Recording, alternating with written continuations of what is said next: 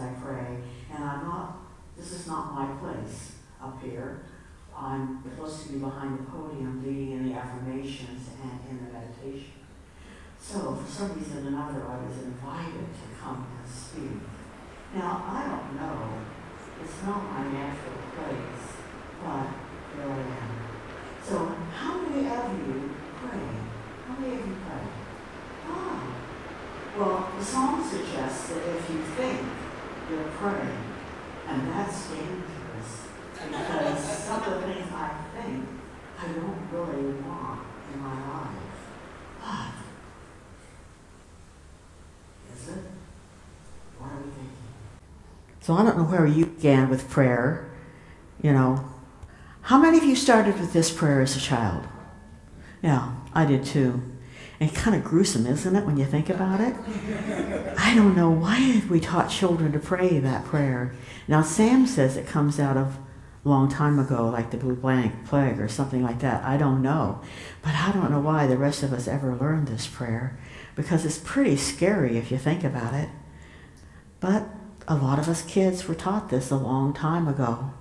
This was a prayer that we learned as we knelt beside our beds and our parents prayed with us. I don't know, maybe there's other prayers that you've learned. That rain reminds me of my childhood. When I got old enough, I was sent upstairs in this old farmhouse to sleep. And there were 2 big south windows. And every time the storm rolled in, those windows shook and rattled and made all kinds of noise. And this little girl, who was a bit older then, pulled the covers up over her head and said the 23rd Psalm. Now, I don't know what you said. I didn't say this one anymore. But I like to memorize, so I'd learned the 23rd Psalm. And I know I learned the Lord's Prayer too, but the 23rd Psalm was my favorite. And I would repeat that until the windows stopped rattling and shaking and the storm had subsided. So we have different ways of praying, and we've learned through Unity that prayer is really the foundation of what we do at Unity, and we'll talk more about that in just a moment. But, we also went through periods of our lives when we were in a different style of prayer than we teach at Unity, and that was kind of the begging and beseeching and asking for things. And sometimes we didn't get what we wanted, and we wondered why we were not good enough, or were we being punished, or what was going on. But that's really not the truth of all of it, really, is it? We all pray, and we have special memories of praying. You probably have your own special memories of prayer and answered prayer and prayers that weren't answered and wondering what happened. So I thought, first of all, we would start by looking at what we've already learned this month. First of all, Art talked to us about God, that God is everywhere present. There's only one presence and one power in our lives, and that's God the good, and everywhere, wherever God is. And that God can be called by whatever name that you particularly desire to call him by. I think of God as energy, as that life flowing through us, that divine energy that guides us and directs us and shows us the path. Sometimes when we're still and we're quiet and we're meditating, sometimes we hear that still small voice. But sometimes it comes in different kinds of ways, doesn't it? I find that sometimes it comes through a little kid in my household, or maybe it comes just in a moment when I'm out in the garden. You hear that still small voice speaking to you. The next one was Sam's lesson for us. She talked about our divine nature and the fact that we are expressions of the divine. One of the people that I really like to read is Eric Butterworth. Discover the Power Within You is a powerful book that talks about how Jesus really awakened to the consciousness of who he was. And some of us, as we walk our paths, begin to discover that divinity in ourselves. that gift that is within each one of us to connect with, to know who we truly are. And Jesus discovered that. He knew that he and the Father were one, and he saw that whatever he did was God working through him. He had an amazing relationship with God. And as we go on our spiritual journey, that's we're also seeking that special relationship with God. And last week, Eleanor reminded us that we are co-creating our life experience. We can co-create with God and create an amazing experience of what life can be. There is great power in our thoughts. We do need to be careful about what we're thinking, what we're giving energy to, because maybe we're giving energy to something that we don't want in our lives. Because when we focus on our worries, guess what? They tend to increase, don't they? And they just get bigger. So pay attention to your words. What are you creating? What are you thinking? What are your thoughts? It's a moment-by-moment thing, isn't it? When you are caught in your consciousness, in every moment, just to be aware of those thoughts that you're thinking. Are you in the present moment? Are you living from your divine? So, as I was reading again The 5 Principles by Ellen Davenport, at this point she said, if we've done step 1, principle 1 and principle 2 and principle 3, why are we praying? Why do we need to pray? Because we're already connected to God. God is, I am an expression of God, and I'm always creating my good. So what need is there of prayer?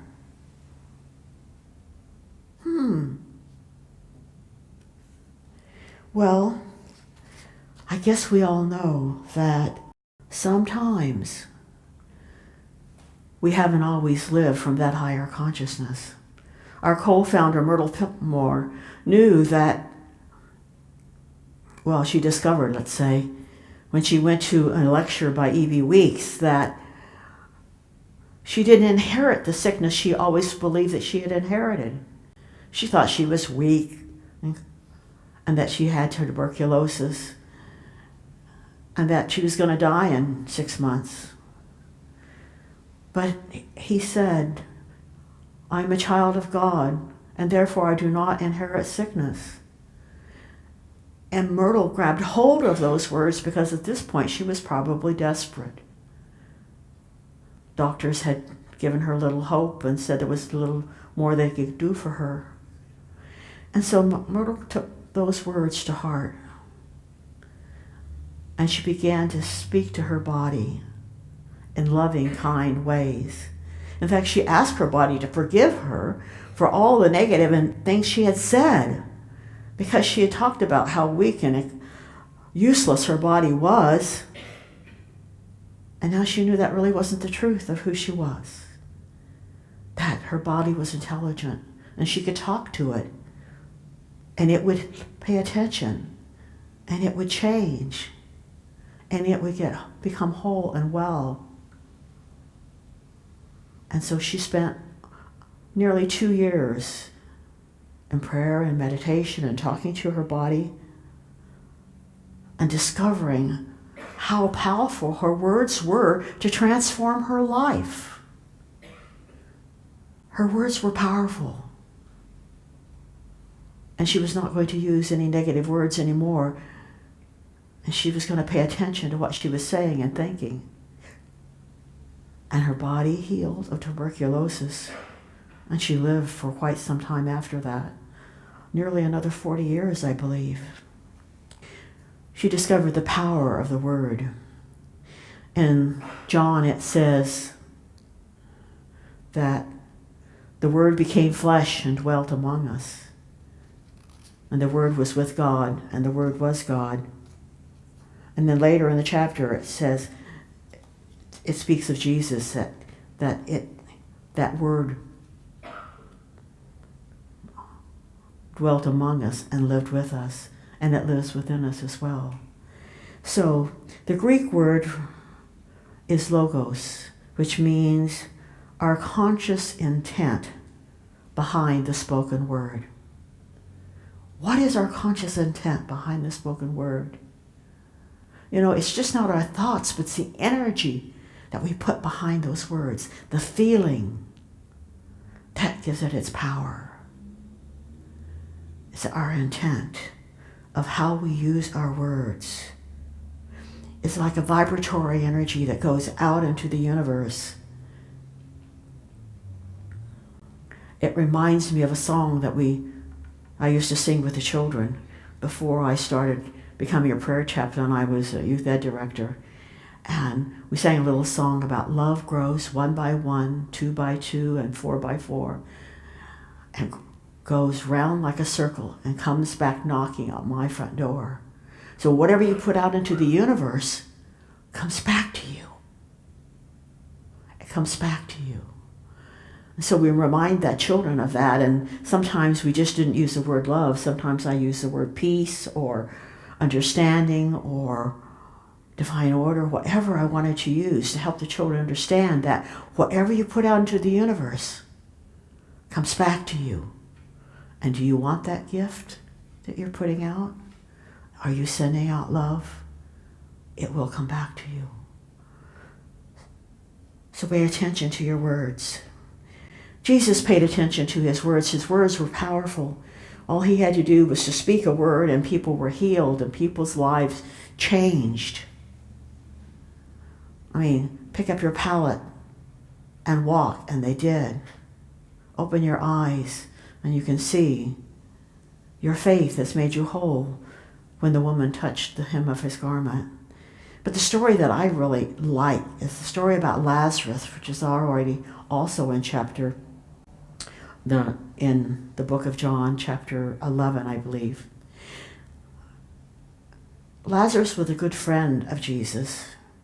He was the brother of Mary and Martha, and we've heard about Mary and Martha and their relationship to Jesus.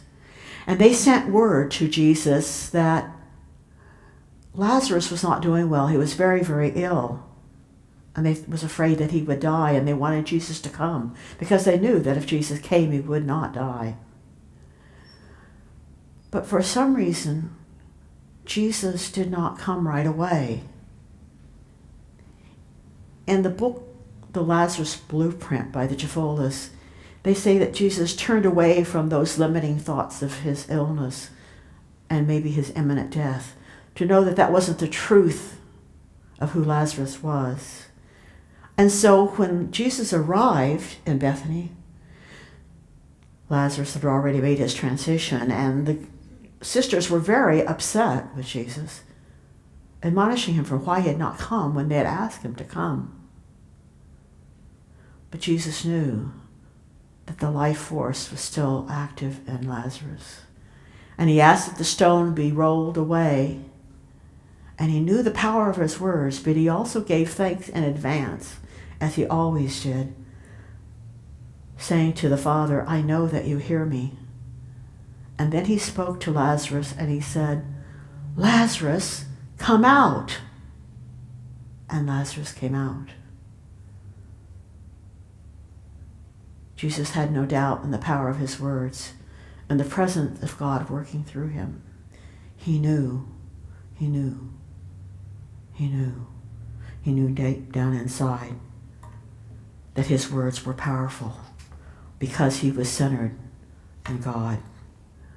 So in unity, one of the things that we've learned is a new way of praying. It's called affirmative prayer.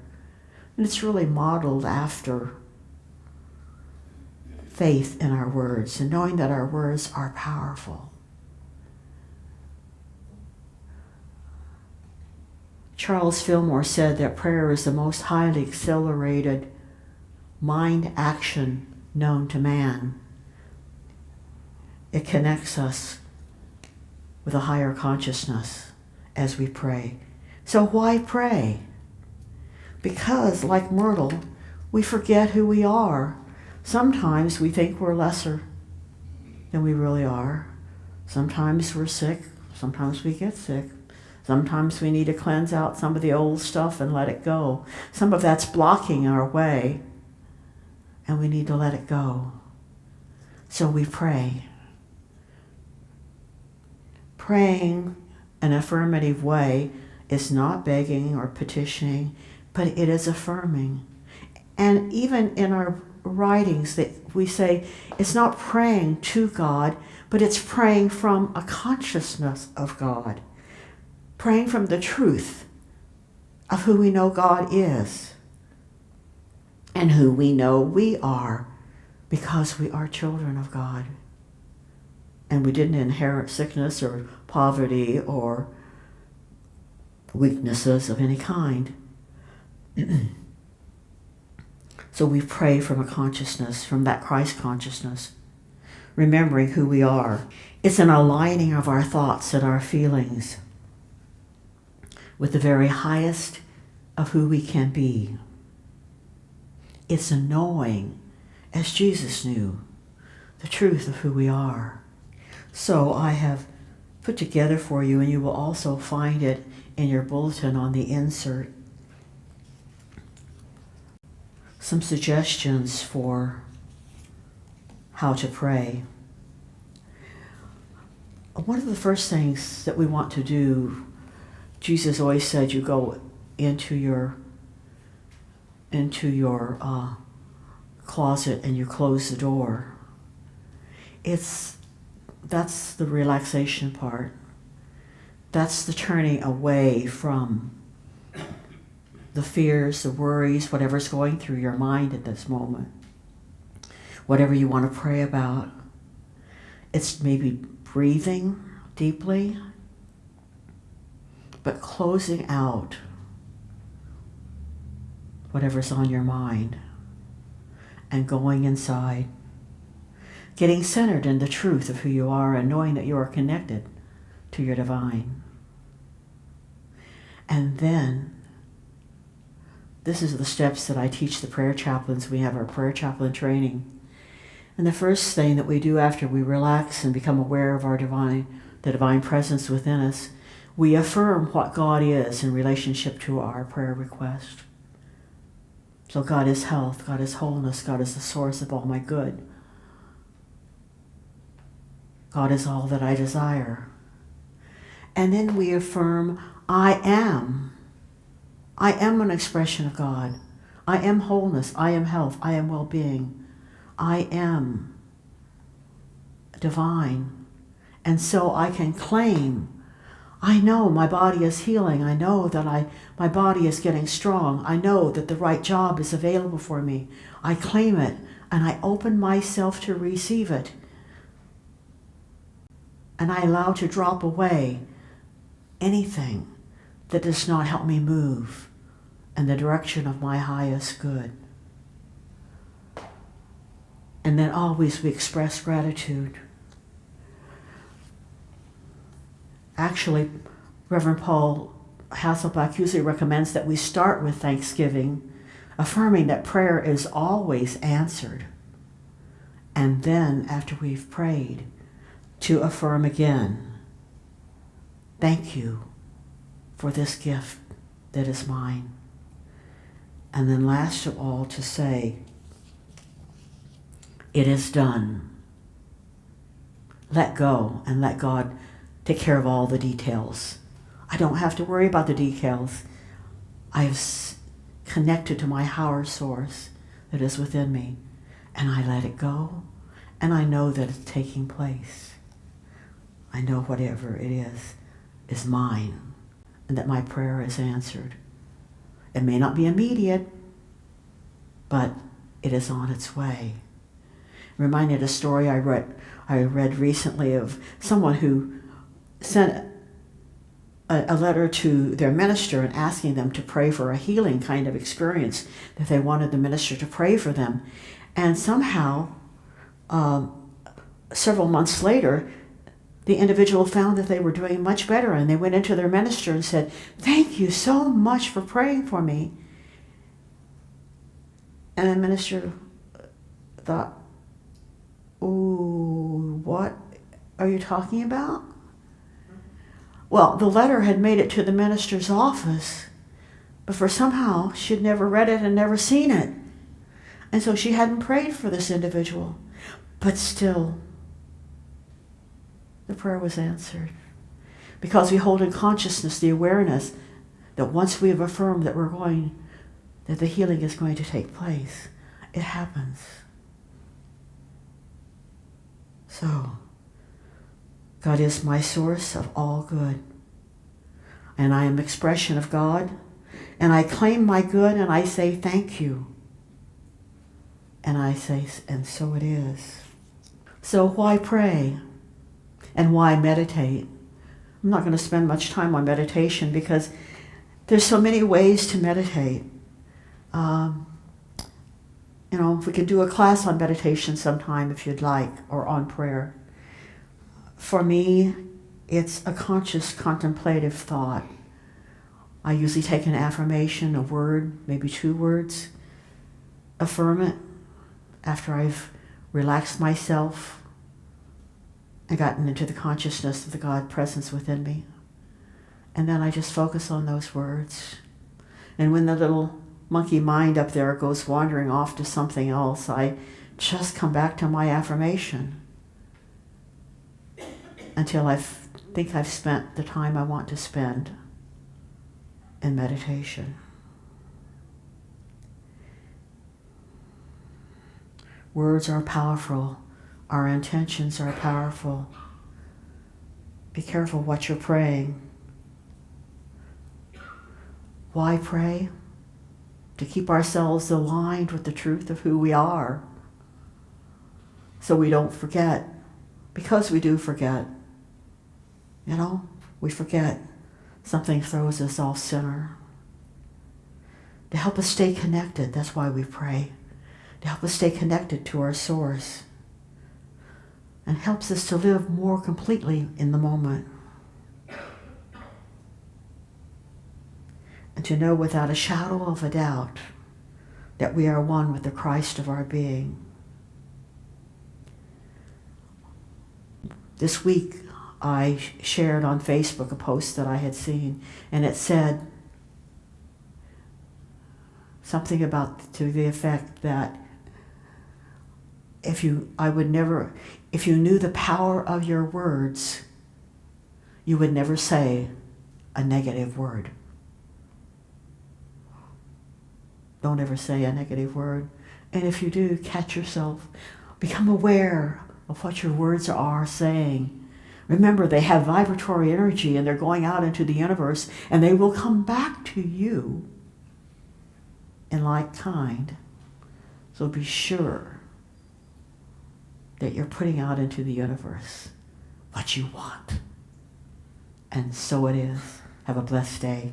I will surrender to my greatest, highest good.